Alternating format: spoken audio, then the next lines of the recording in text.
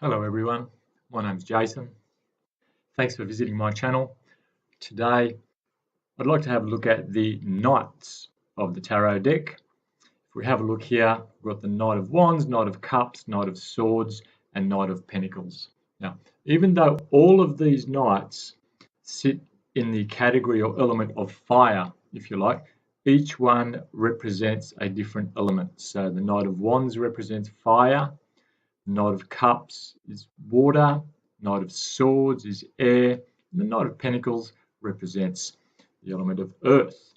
And the energies associated with them are the extremes of those elements or those suits, if you like. So what we're going to do is look at the body language and the images on each of these cards, and that might help you when you need to explain the way a particular knight or a particular card works. You'll be able to draw your eyes and make some meaning of what your eyes might be drawn to. So let's have a look at this Knight of Wands just here now.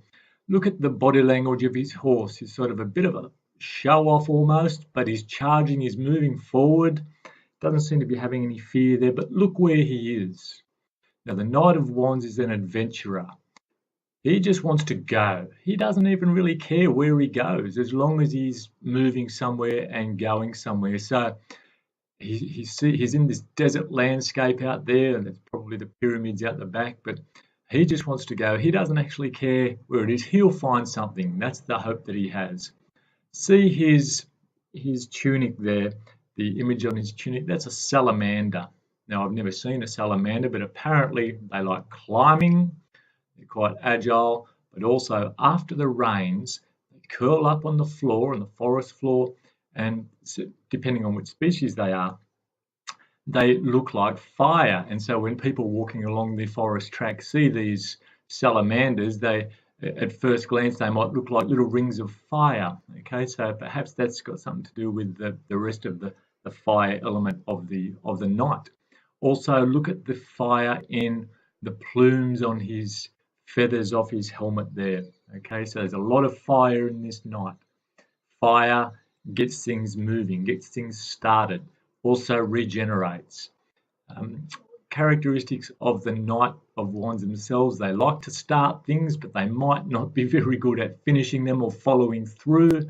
They can be very impatient, perhaps not so reliable, more like a one-night stand kind of energy, and a little impetuous, maybe sometimes a little immature. But look, the energy they have, a lot of people find they come across people with a Knight of Wands. All of those negative qualities are forgiven because these people just have such charisma and such get up and go. There's no malice in them really. It's all about just getting and doing and moving, and they can be very exciting people to be around.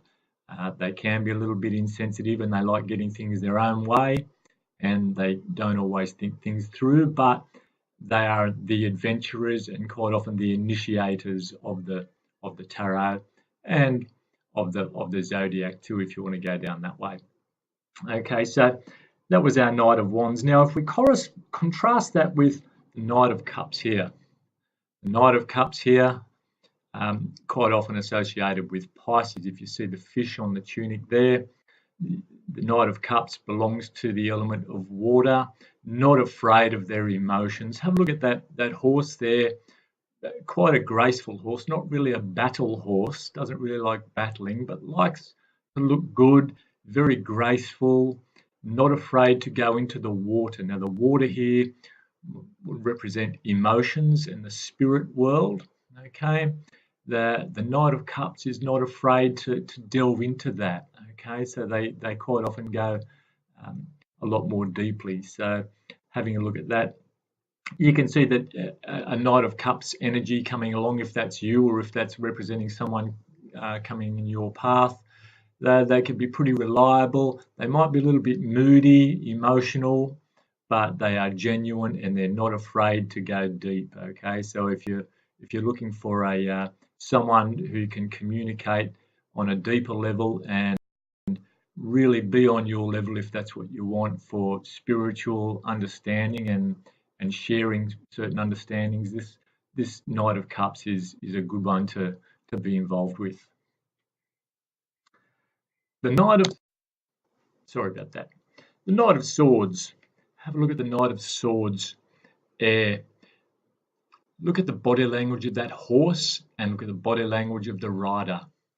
It seems as though they're going against the wind. Look at the trees in the background blowing one way, and this Knight of Swords is going against it. His truth is his truth. He doesn't care which way the wind's blowing. If he wants to go that way, that's the way he's going. So very self-assured, a very attacking kind of a mode there. Yeah, if you want a spokesman for your cause, this is probably the person to choose. They'll be quite perhaps sometimes blunt with what they say, and generally their heart is in the right place, but they're really self-interested, if you like. But you give them a cause to fight for if they believe in it. They are the people to be your speaker or your spokesperson. You might just want to be a little bit careful with the way you approach the Knight of Swords. They don't usually suffer fools gladly. They can be, because they're so blunt, sometimes they can come across as a bit of a bully, and sometimes they will actually bully to get what they want. So if you're going to get along with this Knight of Swords most of the time, you're going to need to let things just wash straight over you. Let some of those harsh words wash over you. Even though this person quite often speaks the truth, they can do it in such a way that it can just leave a few cuts on you with that sword there.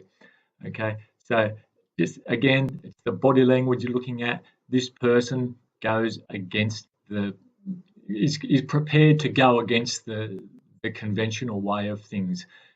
Sometimes he drags people with him in his horse. Look at that horse there. Look at the eyes on the horse. Even though the horse is quite doubtful, it's doing what he's told. Okay, so if you've got a Knight of Swords boss, you might get the feeling that you just got to do what you're told, even if you don't really believe in it. But because this person's such a forceful communicator, maybe you'll go along with it anyway. So it can, and sometimes it can be driving you to good things. Sometimes we do need those strong personalities to bust through those layers of bureaucracy or just red tape and rubbish which just doesn't make any sense, the trivial stuff.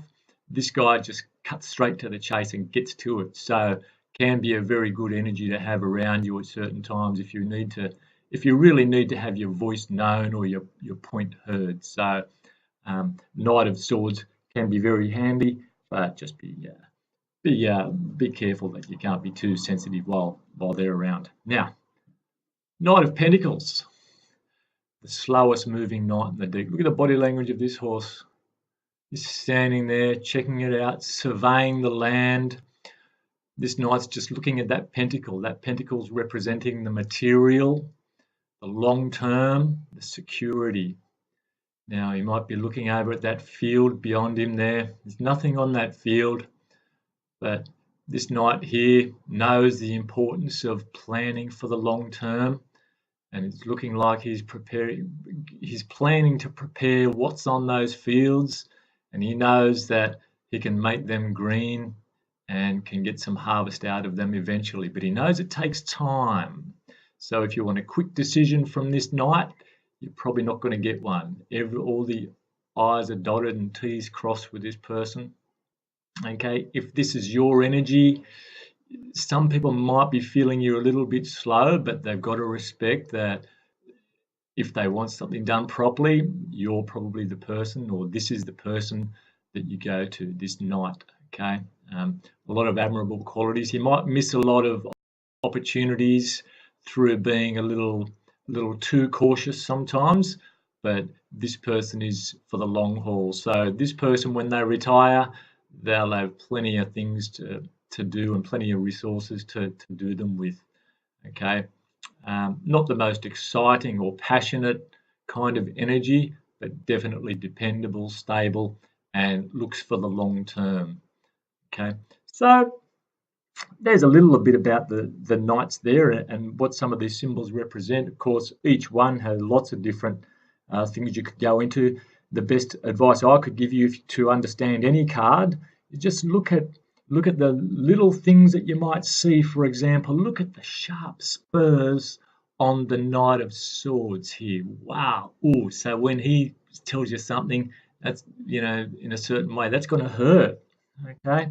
So if you have a look at the Knight of Cups, what's he got? He's got feathers down there on his spurs, on his boots. So he's going to respect your feelings. Okay. He's not going to hurt you. He's going to perhaps, if he wants to get something done, he'll probably tickle you, appeal to your emotional goodness to try and get what they want. So much more gentle. Okay. Again, they're just a couple of examples of the energies of those knights. So I hope you enjoyed this little lesson here. Please give me some feedback, some comments on what you think. If you'd like to do more, because the more I can teach this and study this, the better I'll get at it, and the more fulfilling it'll be for you to watch and learn as well. So thanks very much, and I hope to hear something from you.